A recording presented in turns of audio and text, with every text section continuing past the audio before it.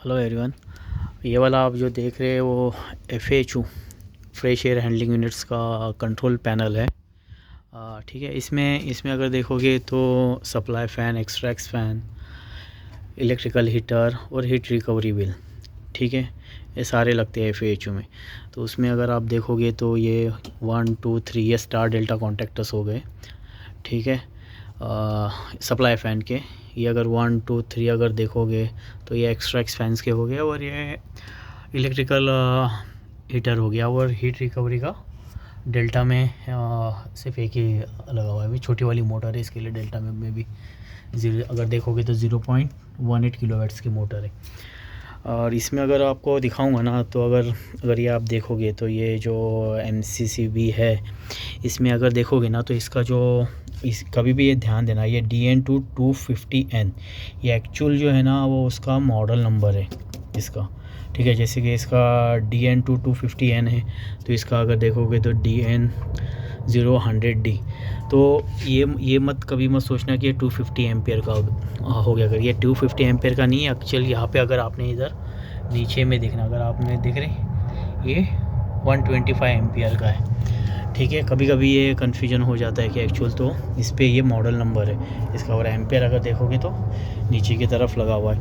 ये आपके एक CT लगे हुए हैं, करंट ट्रांसफार्मर्स, एम्पियर ये सब मेजर करने के लिए लगाया हुआ है, ठीक है, एम्पियर्स के लिए। और अगर जो बोलते हैं ना कि ये करंट CT लगे हुए है उसके लिए, यानी अगर फ़ैन में अगर अब नॉर्मल्स अनबैलेंस करंट फ्लो हो रहा है या कुछ ये तो उसके वजह से वो तुरंत ही अगर ये देखोगे ना तो यहाँ पे ऑक्सिलरी में कनेक्टेड किया हुआ रहता है, तो ट्रिप करने के लिए। ओवरलोड रिले है इसमें लगा हुआ, ठीक है, यानी अगर ओवरलोड रिले देखोगे तो सप्लाई फ़ैन में भी लगा हुआ है और एक्सट्रैक्ट फ़ैन में भी मेन में लगा हुआ है। लेकिन यहाँ पे देखोगे तो हीट रिकवरी में ओवरलोड रिले नहीं डाला हुआ है। अगर ये देखोगे तो यहाँ पे अगर ये देखोगे तो ये एक्चुअल ये ELR है, तो ये टाइमर है स्टार डेल्टा का, ठीक है। सेम ELR है और ये स्टार डेल्टा के लिए टाइमर्स है। तो ये ध्यान देना, एक्चुअल दिखने में थोड़े बहुत सेम ही दिखते हैं। अगर ये किसी ने अगर स्टिकर निकाल दिया तो समझ में नहीं आएगा। एक्चुअली ये स्टार डेल्टा का टाइमर है और ये ELR है, ठीक है। और कुछ आपको कुछ बताने जैसा वैसा कुछ है ही नहीं। ये फायर मोड के लिए लगाया हुआ है मॉड्यूलर उसका, इनकेस अगर फायर अगर सिग्नल आ गया तो ये ऑटोमेटिक इस यूनिट को ऑफ़ कर देगा, FAHU को ऑफ़ कर देगा अगर फायर,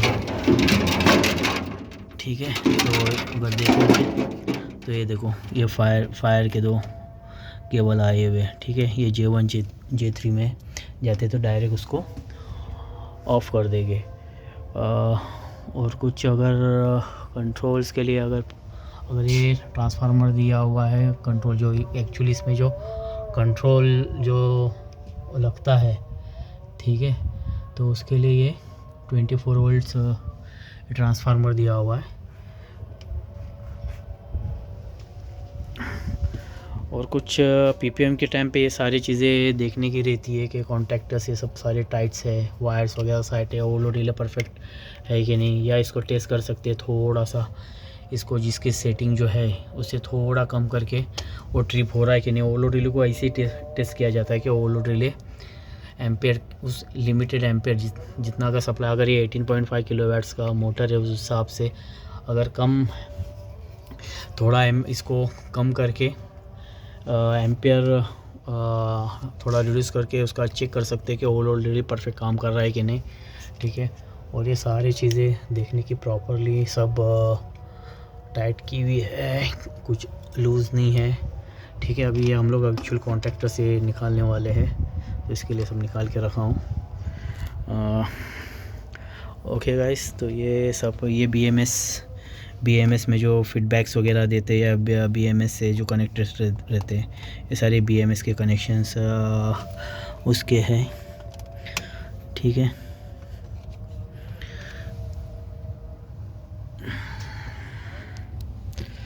ओके गाइस।